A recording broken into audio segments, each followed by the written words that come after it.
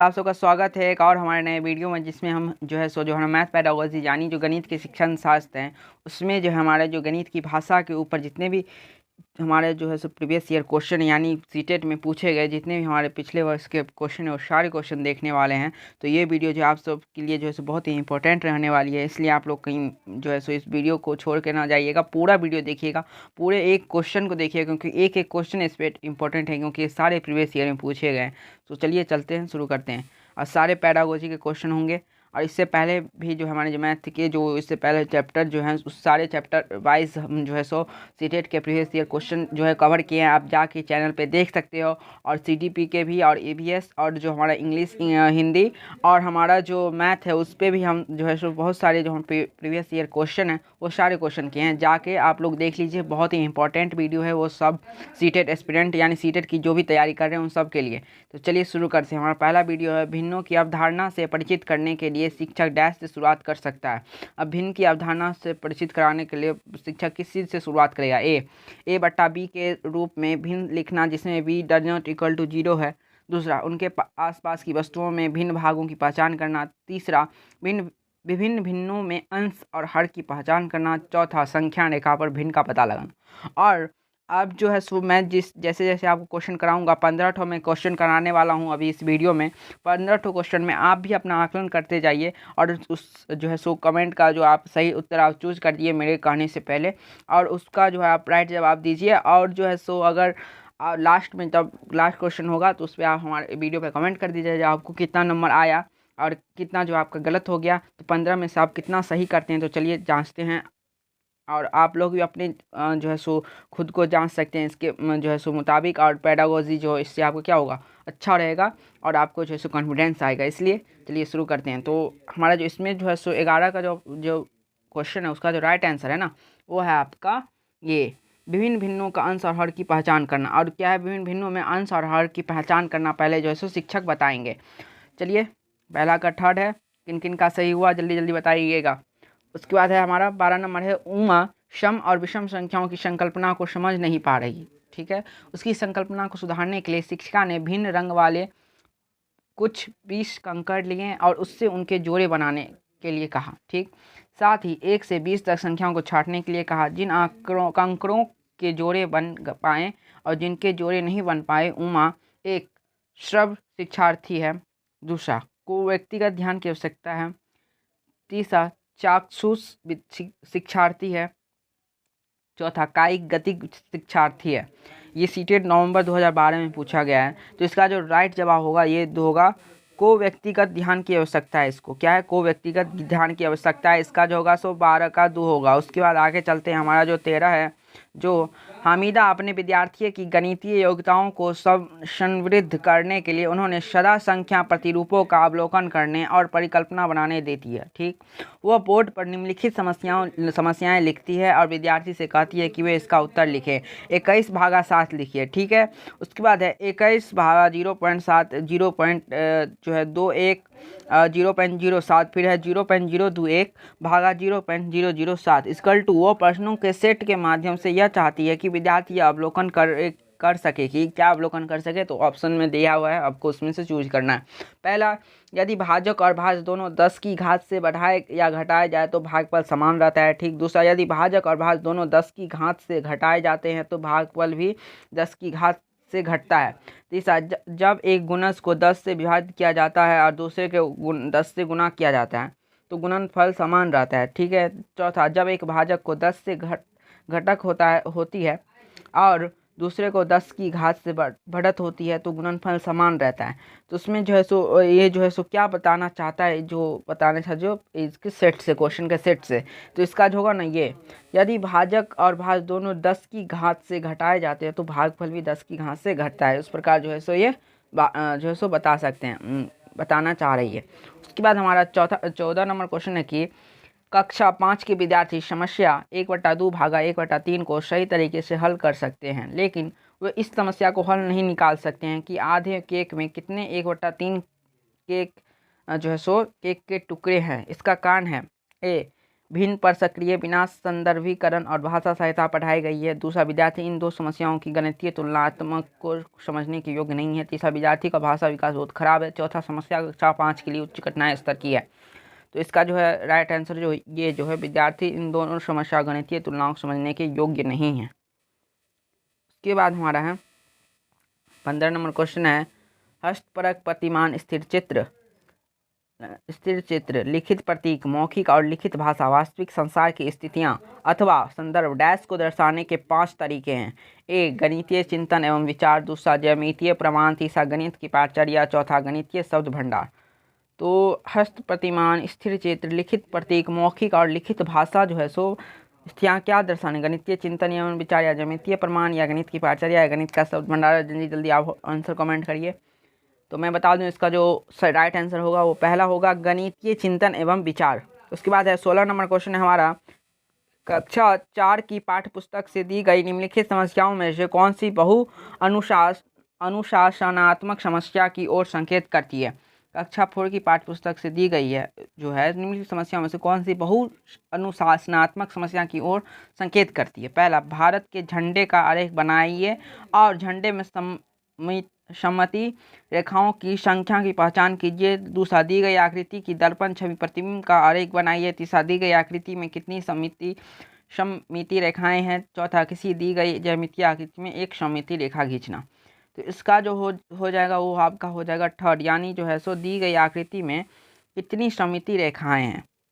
तो 17 number question है यहाँ पे, आकांक्षा गणित की एक अच्छी अध्यापिका बनना चाहती है। ठीक, गणित की अच्छी अध्यापिका के लिए आवश्यक है कि उसके पास अच्छा संप्रेषण कौशल तथा बंद अंत वाले प्रश्नों का अच्छा ज्ञान होना चाहिए। दूसरा, गणितीय विषय वस्तु को वास्तविक जीवन से जोड़ने के लिए अवधारणात्मक ज्ञान, समझ और योग्यता होनी चाहिए। तीसरा, संख्या पद्धति, बीजगणित तथा ज्यामितीय का अच्छा ज्ञान होना चाहिए।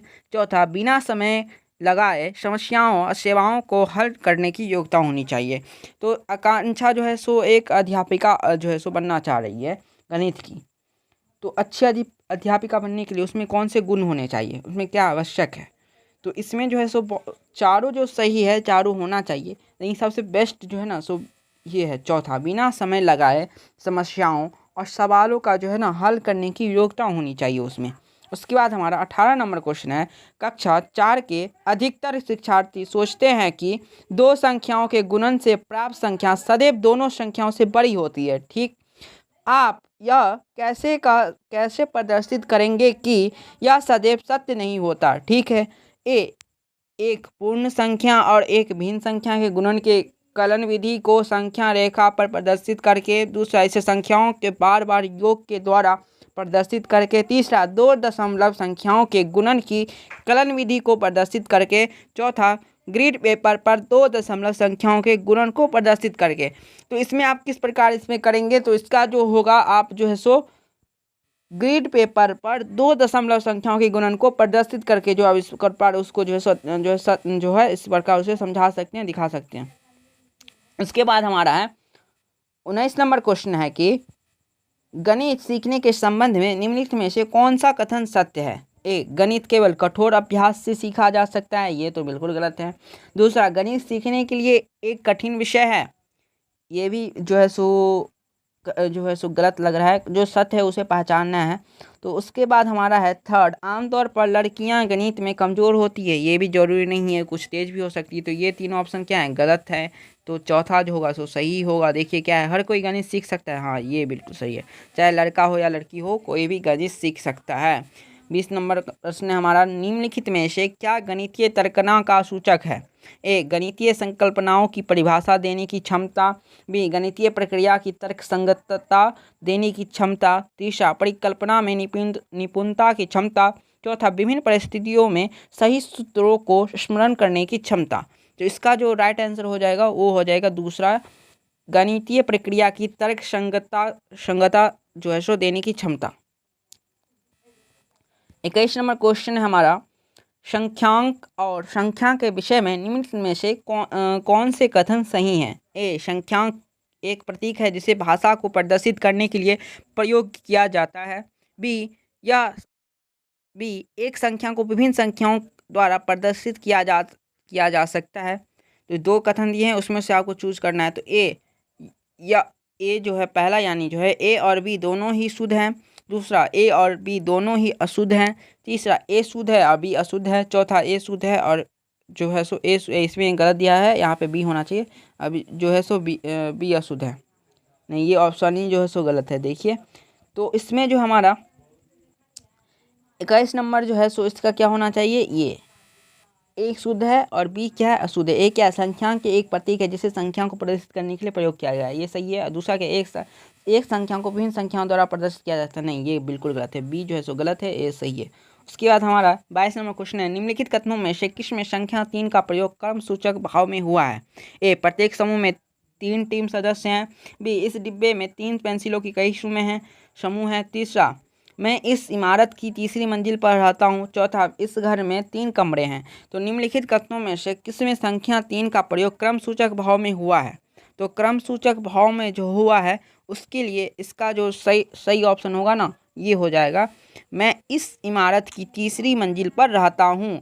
मैं जो है तीसरी, 1 2 3, ये इसका क्रम सूचक हो जाएगा। उसके बाद हमारा है 23 नंबर क्वेश्चन है, किन्हीं 2 पूर्ण संख्याओं का योग एक पूर्ण संख्या होता है। ठीक, पूर्ण संख्याओं के इस गुण को किस प्रकार उल्लेखित किया जाता है। ए साहचर्य गुण, बी वितरण गुण, सी संवरक गुण, डी कर्म विनिमय गुण। तो इसका जो 23 का राइट आंसर है वो आपका ये है, संवरक गुण। उसके बाद 24 नंबर क्वेश्चन है, कौन सी 2 संख्याओं को विभाजित करने पर भागफल 4 होगा। अब 2 संख्याओं को विभाजित करने पर जो है 4 होगा, ये प्रश्न है। इस प्रकार के प्रश्न कैसे प्रश्न होते हैं वो आपको जवाब देना है, ना कि ये जो आपको कौन सी 2 संख्याओं को इस प्रकार आपको निकालना है। तो ये किस टाइप का प्रश्न है, यह सीटेट 2021 में पूछा गया है। हम जितने भी क्वेश्चन कर रहे हैं सब कभी ना कभी सीटेट में पूछे ही गए हैं। प्रत्येक क्वेश्चन इंपॉर्टेंट है और प्रत्येक आपको जो है सो पता होना चाहिए। तो पहला है हमारा, को हतोत्साहित किया जाना चाहिए क्योंकि यह अनेक उत्तर प्रस्तुत करते हैं। दूसरा, को प्राथमिक स्तर पर बच्चे हल नहीं कर सकते हैं। तीसरा, प्रज्ञा संज्ञानात्मक कौशल को विकसित करते हैं। चौथा, मुक्त श्रेय वाले होने के कारण अपसारित चिंतन को बढ़ावा देते हैं। तो 24 का जो राइट आंसर हो जाएगा ना, ये हो जाएगा, यानी जो है सो परासंज्ञानात्मक कौशल को जो है सो विकसित करते हैं। उसके बाद हमारा आज का लास्ट क्वेश्चन है, 15वां क्वेश्चन है जो 25 नंबर में है, गणित की अपनी शब्दों और चिन्हों की भाषा है जो छात्रों की दैनिक भाषा से बहुत दूर है। ठीक, दिए गए कथन के संदर्भ में निम्नलिखित में से कौन सा अति उपयुक्त है। पहला, शिक्षक को कक्षा में महत्वपूर्ण गणितीय चिन्हों को और सूत्रों के चार्ट को प्रदर्शित करना चाहिए। दूसरा, शिक्षक को गणितीय समस्याओं को संदर्भित करना चाहिए और गणित को विद्यार्थियों के जीवन अनुभवों का भाग बनाना चाहिए। तीसरा, शिक्षक को विद्यार्थियों की गणित में प्रयोग होने वाली शब्दावली और चिन्हों को स्मरण करने में सहायता करनी चाहिए। चौथा, गणित की भाषा को सीखने में विद्यार्थियों की सहायता हेतु शिक्षक को केवल गणित में इबारती प्रश्नों यानी सब समस्याओं को हल करने पर बल देना चाहिए। ये तो चौथा जो होगा ना, सो बिल्कुल ही गलत हो जाएगा। जब आपको केवल आ गया सेंटेंस में तो वो आपका नहीं हो सकता है। तो इसका जो राइट आंसर हो जाएगा ना, वो आपका दूसरा हो जाएगा, शिक्षक को गणितीय समस्याओं को संदर्भित करना चाहिए और गणित को विद्यार्थियों के जीवन अनुभवों का भाग बनाना चाहिए। तभी जो है सो गणित के जो होंगे ना, गणित की अपनी शब्दों और चिन्हों की जो भाषा होंगे, बच्चे छात्र अपने दैनिक भाषा में जो है सो बना पाएंगे और दैनिक जीवन से जोड़ पाएंगे। तो आज का हमारा जो 15 क्वेश्चन का जो था टारगेट वो कंप्लीट हो जाए। आप यह बताइएगा कि आपको जो है सो 15 क्वेश्चन में से कितना क्वेश्चन सही हुआ है और जो गलत हुआ है उस सब को आप पढ़ के जो है याद कर लीजिए, नहीं तो समझ जाइए वो सारे क्वेश्चन को। और वीडियो अच्छा लगा हो तो लाइक करिएगा, इस वीडियो को अपने फ्रेंड्स ग्रुप के साथ शेयर करिएगा और एक कमेंट जरूर करिएगा कैसी लगी आपकी वीडियो। अगर अच्छी लगी हो तो अच्छी, अगर नहीं लगी हो, अगर कोई मुझ में कमी दिखाई दे रही हो तो उसमें भी आप कमेंट करिएगा। बाय, स्टे ट्यून्ड, फिर मिलेंगे नेक्स्ट वीडियो में।